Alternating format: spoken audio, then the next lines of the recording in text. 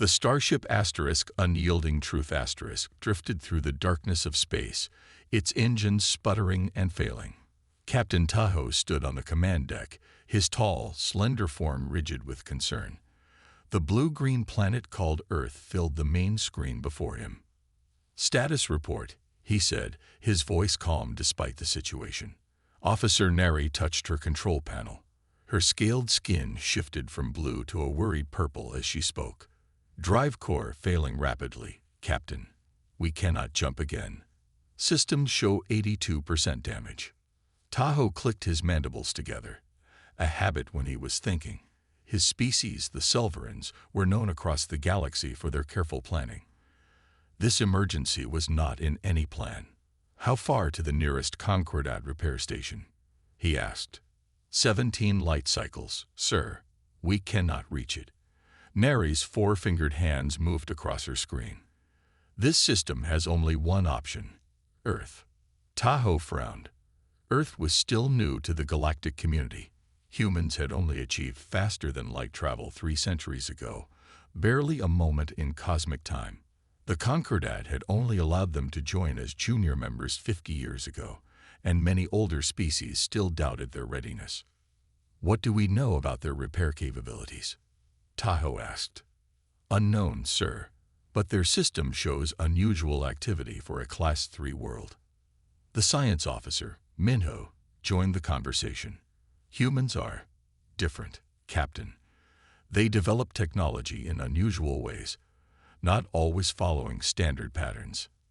Tahoe stared at the blue planet. They had little choice. Open communications on standard emergency frequencies. The main screen flickered, and then showed a human face. The being had dark eyes, brown skin, and a strange expression that showed teeth. A smile Tahoe remembered from his xenobiology studies. "This is Commander Chunho of Earth's Rapid Aerospace Deployment Team. We detected your drive problems. How can we help you?"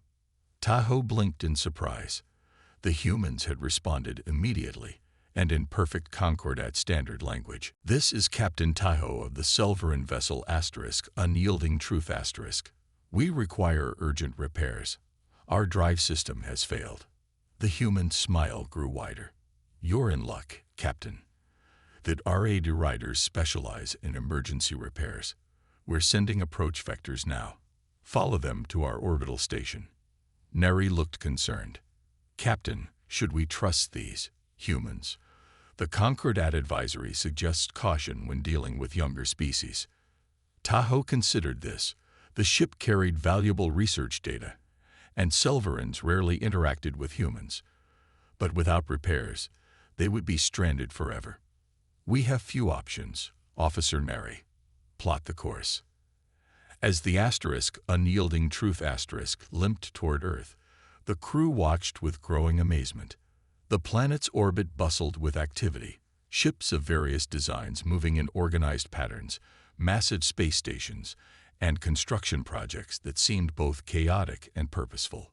"This exceeds Class 3 development patterns," Minho noted. "Their space infrastructure is remarkably advanced." A small craft approached them, its design unlike anything in Concordat records. It maneuvered with incredible precision until it matched their drift. "Selvaran vessel, this is RAD Rider 1. We'll guide you in. Welcome to Earth." Their escort led them toward a sprawling space station that appeared to be constantly under construction, with sections being added even as they watched. "That cannot be structurally sound," Nari muttered, her skin flickering with concern. Yet as they drew closer, they could see the station's elegant efficiency. Ships of many species moved in and out of docking bays. The humans had somehow created a hub of activity in this supposedly backwater system. Their ship eased into a massive repair dock that adjusted its shape to fit their vessel perfectly. Through the viewports, the crew could see humans in spacesuits already gathering, carrying tools and equipment. "Captain," the communications officer called. "The humans are requesting permission to board and assess damage." The main repair bay was even more surprising. Parts of the Unyielding Truth's drive system had been carefully removed and spread across several workstations. Humans worked alongside robots, scanning components and testing systems. You've already disassembled our drive. Tahoe's skin flushed orange with alarm. That system is classified Concordat technology. Officer Neri, who had accompanied them, added, the quantum flux regulator is protected by 12 layers of security. How did you access it so quickly? Engineer Do-Yun looked up from a workstation, holding a device Tahoe recognized as the regulator's core.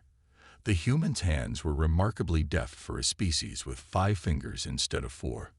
About those security layers, Do-Yun said, they were good, but a bit predictable. We've seen similar systems before. Ju-Woo guided them to a large display showing a detailed scan of the drive system. The real problem isn't the damage. It's this. She pointed to a small component buried deep in the regulator. That's the standard control node, Neri said defensively. It's a limiter, Ju-Woo replied gently. Your drive could operate at least 30% more efficiently without it. The damage happened because the limiter forced your system to work harder than necessary during your last jump. Tahoe and Neri exchanged uncomfortable glances. They knew she was right.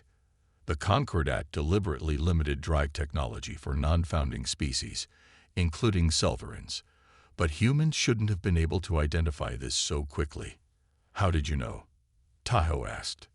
We've seen it before, Do-Yun explained, setting down his tools. The Concordat puts similar limiters on all technology they share. When ships started stopping here for repairs, we noticed the pattern. Ju-Woo added, we can fix your drive to original specifications. Or, Tahoe's antennae twitched with interest. We could show you how it would perform without the limiter. Ju-Woo's eyes sparkled. Your choice, Captain. Neri stepped closer to Tahoe, lowering her voice. Captain, accepting unauthorized modifications would violate our agreement with the Concordat. Before Tahoe could respond, a loud crash sounded from across the bay. A young human named Sunwoo had dropped a tool, which had slid under a workbench. Instead of reaching for it, the human had grabbed a different tool and bent a piece of metal into a long hook to retrieve it. Sorry about that. Sunwoo called out, already back to work. Did he just create a new tool on the spot?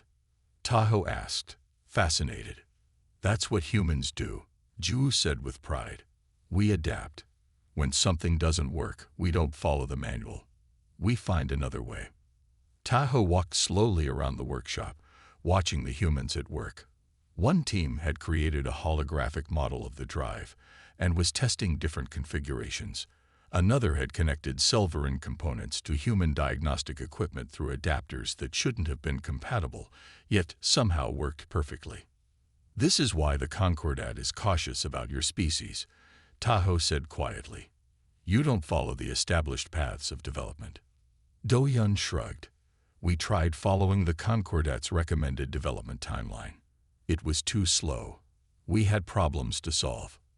Ju-Woo led them to a small private office overlooking the repair bay. On a table lay the quantum regulator, now partially rebuilt with components that looked different from the originals. These are our materials, she explained.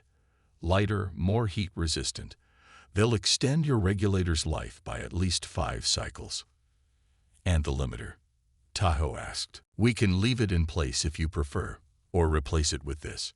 She held up a small device. It looks identical to the original, but allows full power when needed. No one would know unless they specifically tested for it. This was a serious decision.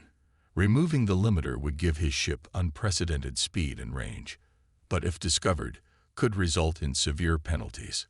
What impressed Tahoe most wasn't the humans' technical skill. It was how they seemed to naturally question every restriction, always looking for improvement.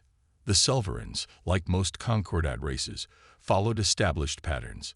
Humans created new ones daily. Show me everything, Tahoe decided. I wish to understand how humans approach technology. Ju-Woo's smile widened. That's what we love to hear, Captain. Let's start with how we rebuilt your plasma containment field. As the day progressed, Taiho realized they had stumbled upon something far more valuable than repairs.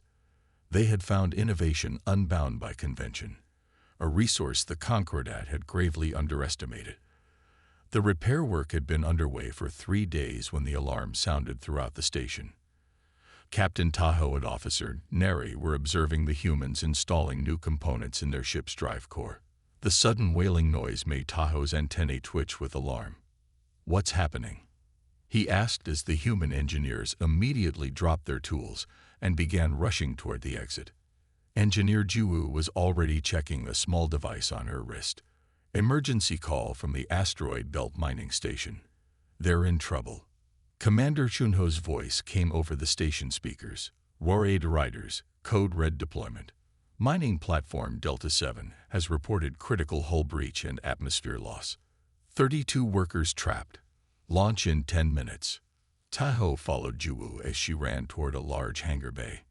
Inside, humans were rapidly preparing several small, sleek ships. They moved with practiced efficiency, loading medical equipment and repair tools. "Can we help?" Tahoe asked, surprising himself with the offer. Selvarin protocol would forbid involvement in local emergencies. Juwu looked surprised but pleased. "You have medical technology we don't. If you're offering." "I am," Tahoe decided. "Officer Neri, return to our ship and bring the emergency medical kit." Within minutes, Tahoe found himself aboard the lead rescue ship with Commander Chunho, Juwu, and 6 other RAD team members. The craft was smaller than any Selvarin would consider safe for space travel, but it moved with remarkable speed once they launched. "We'll reach Delta 7 in 12 minutes, Junho explained, showing Tahoe a holographic display of the mining platform. "It's an automated asteroid mining operation, with a small crew for maintenance and oversight." As they approached the asteroid belt, Tahoe studied the readings on the human equipment. Something wasn't right. "These damage patterns are unusual for an accident," he noted, pointing to the scan results. "The hull breaches are too uniform." Chunho frowned, examining the data more closely. "You're right. Those look like weapons impacts." "Pirates?" one of the team members asked. "The Concordat eliminated piracy in this sector decades ago," Tahoe said.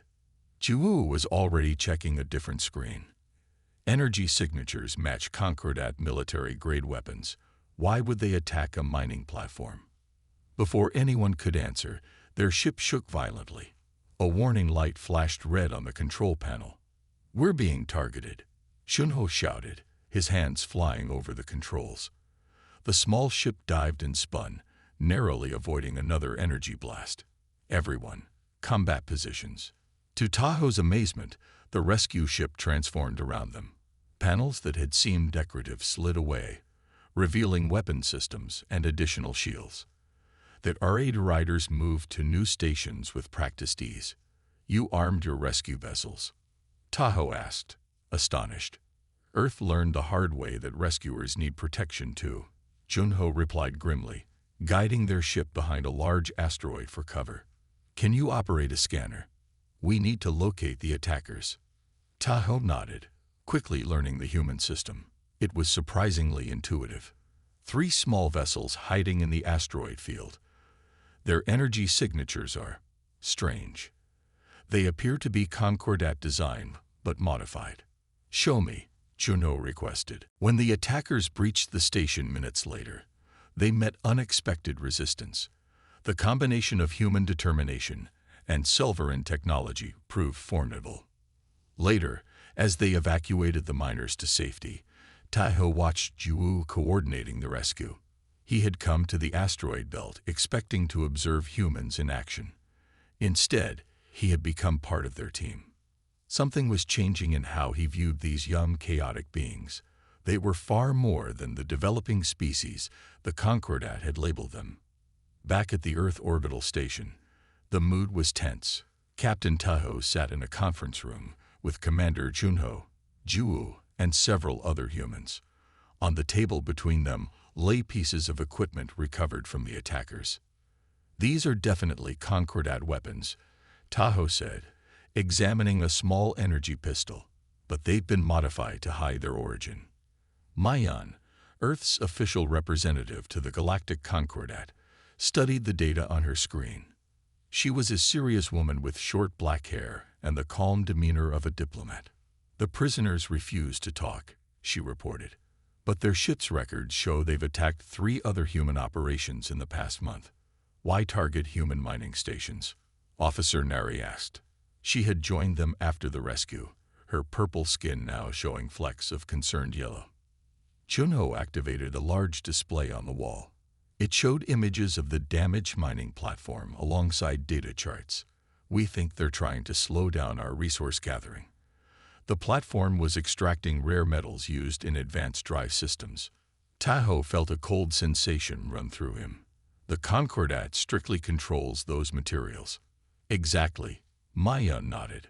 Earth has been finding ways to gather our own resources rather than relying on Concordat allocation. The door opened and Do-yeon entered, carrying a small device that Tahoe recognized immediately. It was a Concordat security beacon, standard issue for official missions. Where did you find that? Tahoe asked sharply. Hidden in their ship's communication array, Do-yeon replied. It's been transmitting their status to someone. The room fell silent as everyone understood the implications. This wasn't a random attack. Someone with Concordat authority had ordered it. We've suspected for some time that certain factions within the Concordat want to limit Earth's growth, Mayan explained. They see us as developing too quickly, not following the proper path. Tahoe's antennae drooped slightly. The Concordat has guided species development for millennia. The established path ensures stability. It ensures control, Ju said quietly. Did you know the Concordat denied us clean energy technology for 50 years? They said we weren't ready. Meanwhile, our planet suffered from pollution and climate damage. So we built our own solutions, Junho added. Different from what the Concordat used, but effective. That's when the restrictions started. Tahoe walked to the window, looking out at Earth below. The blue planet had fascinated him since their arrival. So much water, so many varied environments.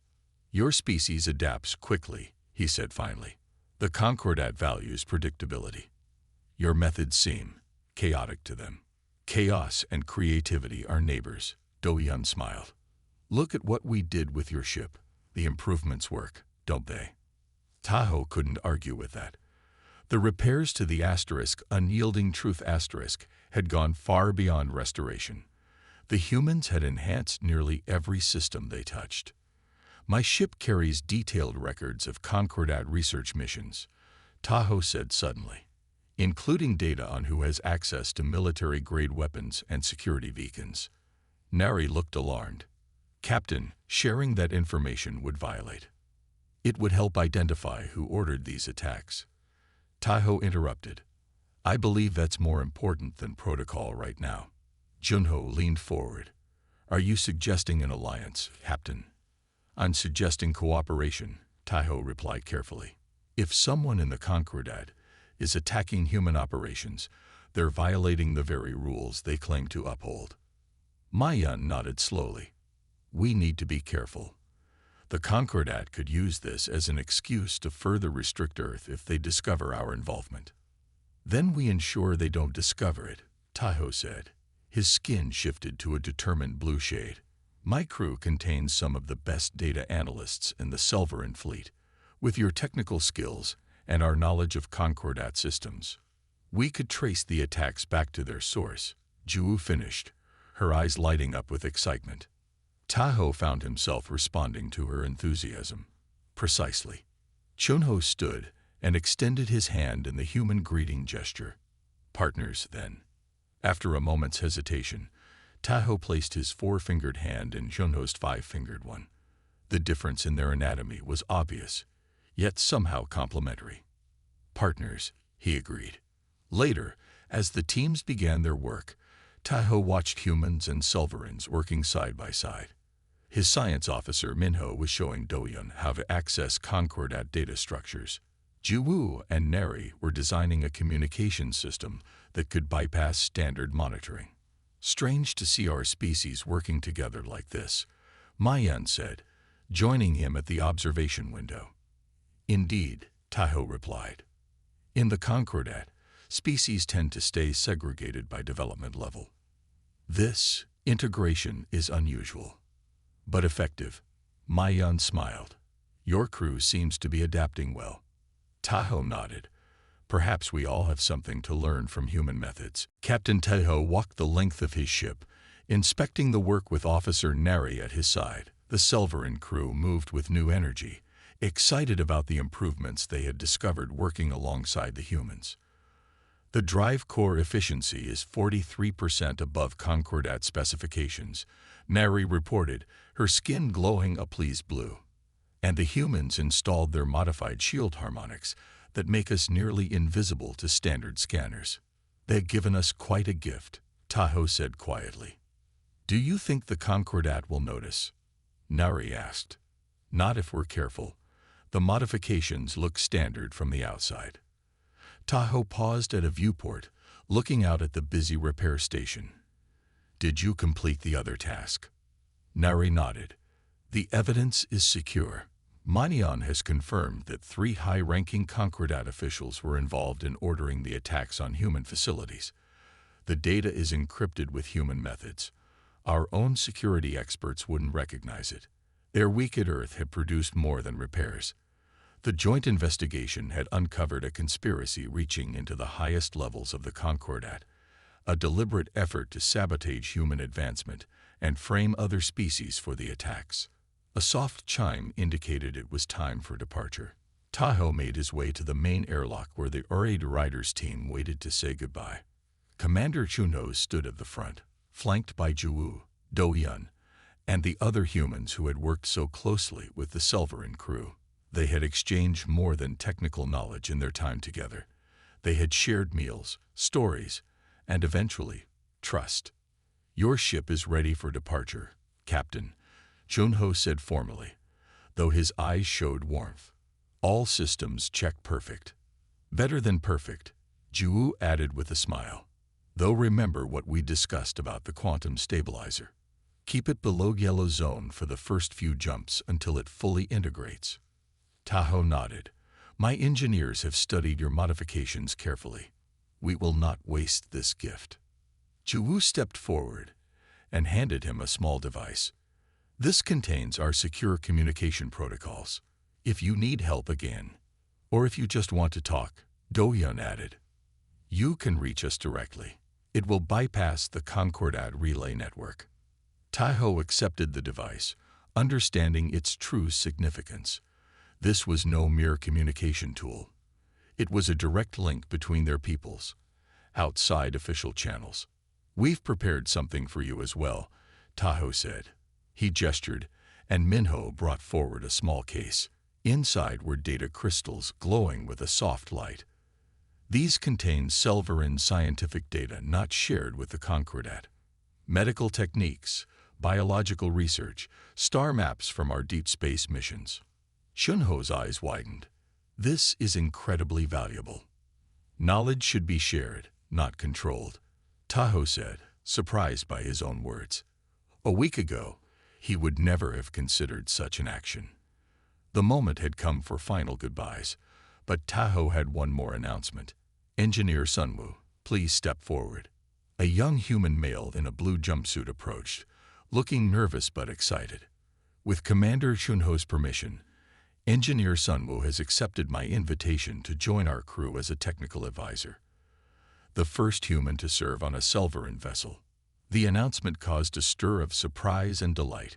Chunho smiled broadly and clasped Sunwoo's shoulder. You'll make us proud, he told the young engineer.